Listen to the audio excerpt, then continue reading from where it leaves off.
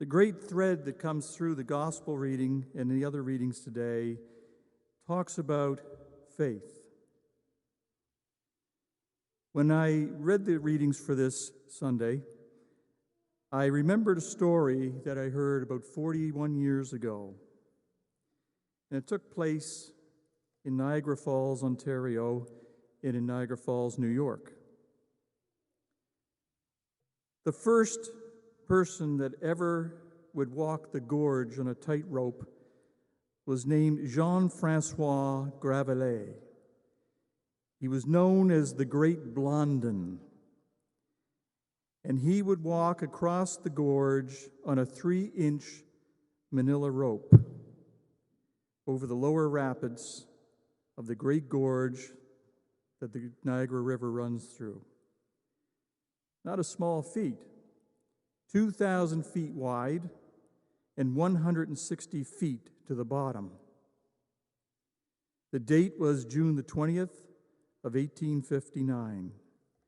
And for a spectacle at that time, over 25,000 people came to witness him crossing this gorge on a 3-inch rope. The first time I did get to Niagara Falls, I was down Clifton Hill, which is a very honky-tonk part of town with wax museums and the Ripley's, believe it or not. But the thing that struck me the most was his life-size depiction of a tightrope walker going over the street from one side to the other. And I thought, wow, that's a pretty risky business to walk across on a 3-inch wide rope. So I looked into it a little further. So the day that Francois Gravelay, also known as the Great Blondin, was to do this feat, he was going to walk from the American side to the Canadian side. And the crowd was spellbound. And he said, "Do you think I can do it?" And everybody was, "Yes, yes, we know you can do it. We have great faith in you. We believe, we believe." And he got up on the rope. And it took him 20 minutes, but he got to the other side. And the crowd was cheering ecstatically. He did it. But being a showman, he said, "Now I'm going to walk back to the other side, blindfolded." And everybody said, "You can do it. You can do it. We have faith in you. We know you can do it." And he started out. Inch by inch, he crossed the gorge again to the other side. And the crowd was going wild. This man could do it. We knew he could. We had faith in him. We knew it. And then he said, "I'm going to make one more crossing today, and I'm going to carry a man on my back. You can do it. You can do it. But I need a volunteer." Did you ever notice when it gets really quiet, all you hear is crickets? That's all you could hear was the crickets. You see, the faith of the people that were there didn't run as deep as the gorge. They chickened out. Because sometimes, a lot of times, faith is a bit risky. And they didn't have the faith to do it. I will say that Blondin's manager did climb on his back. He was 5 pounds lighter than Blondin, but he did carry him successfully over the gorge. So all was well that day. So now we have the gospel reading today about the Canaanite woman. You have Jesus and the 12 going to the region of Tyre and Sidon. This was not a hotbed for followers of Jesus. This was a place where the Gentiles lived. And from out of nowhere, it seems, this woman, we don't know how long she had been walking to get to see Jesus, but she knew something of him. I mean, it's not like today where you have social media and stuff that say there's great teachers coming to town, but she knew somehow that he was going to be in the neighborhood, and she goes to seek him out. And what happens? She's shouting and screaming. She wants to get his attention. And the disciples One commentary I read said that probably they were there on a bit of a retreat. This was not a place where Jesus would have been teaching or would have been well known. So they thought, well, maybe this will be a place where we can actually have some peace, maybe a little quiet for a while, and have some time to reflect. And they say to Jesus, just send her away. You know, she's just annoying. Get her out of the way. And Jesus ignores her. But she's persistent. And what does she call him? Lord, Son of David, have mercy on her. And Jesus replies, I came for the people of Israel. Would you take the food from a child to throw to the dogs? Now, a lot of times I've read that passage and I said, what does that really mean? It doesn't sound very nice. And it really isn't. And Jesus, the intention was that he came for the people of Israel, and these people in Sidon, Tyre and Sidon, were not seen as the chosen. And this woman, again, not to be outdone.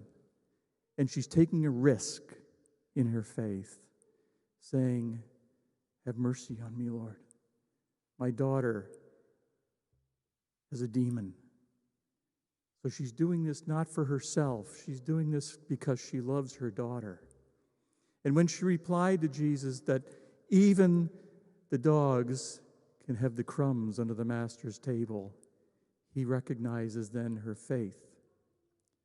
Now, Jesus being fully human and fully divine, the first thing you think of, okay, he kind of snubbed her off. Maybe a part of his humanity. But then you look at the divinity of Christ, and you think, he's a teacher.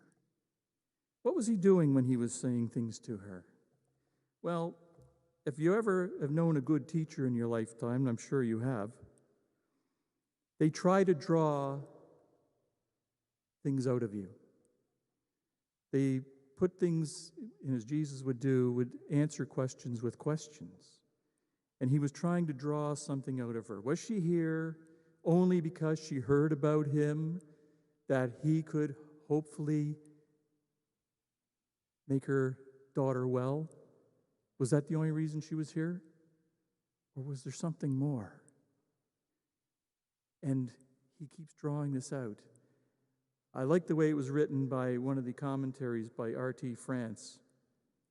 And it said this was almost like a match of fencing, where they were going back and forth, trying to understand what the other was saying. So he does draw this out of her, and she asks 3 times, she goes after Christ to say, I need your help, I need this mercy paid. We can go back in Matthew's gospel, and we can see the centurion as well. Remember the centurion? He had a servant that was ill. And he goes to Jesus and says, my servant is ill. Can you come to my house and heal him? And Jesus says, your faith has healed him. He's healed. This is a centurion, and Jesus says, you have the greatest faith in all of Jerusalem. It wasn't one of the Jewish people. It was a centurion, another Gentile. And we've heard this theme now for the last 2 to 3 Sundays. We had the parable of the sower, where seeds were cast. Some fell in rocky soil and did not take any purchase. Some fell among thorns, and they grew up and were choked by the thorns. Some fell on soil, but it was shallow, and they grew up and were burned by the sun. But the ones that landed on the good soil, the ones that were able to go deep into the soil and to grow strong and mature, that was telling us that faith has to have good roots. It has to have a good place in which to grow and evolve. So as you can see, this is what the faith is all about. It is sometimes risky. It is sometimes risky, but it is more risky not to have faith. We saw last week, or we heard last week,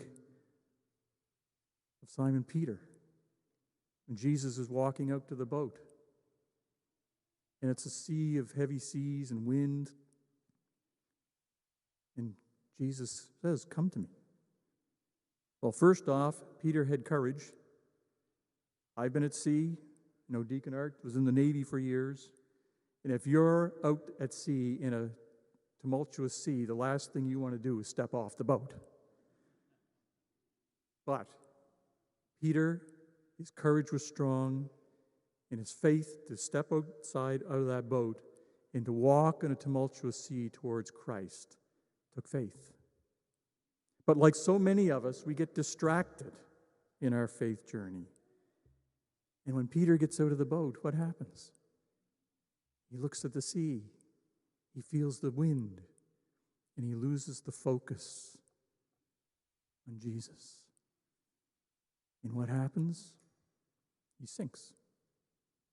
And when you start to sink, you panic. But Jesus didn't leave him alone to drown. He reaches down and takes him by the hand and pulls him up out of the water. And he says, "You have little faith." So Jesus is always there. When times are bad and times can be rough, he's always there to reach down and to help us. So as you can see, there's a thread that runs through these last few gospel readings and scriptural readings that we've had in the last 3 to 4 Sundays. So when we look at this back and forth between the Canaanite woman and Jesus, something amazing is in this story. On the surface, it doesn't sound like it's a major gospel reading, but it is. Up until that point, the Israelites, they were the chosen people. But now, it will be all people. Gentiles, Jews, all who want to believe in the Messiah, in the Christ. It's an amazing thing.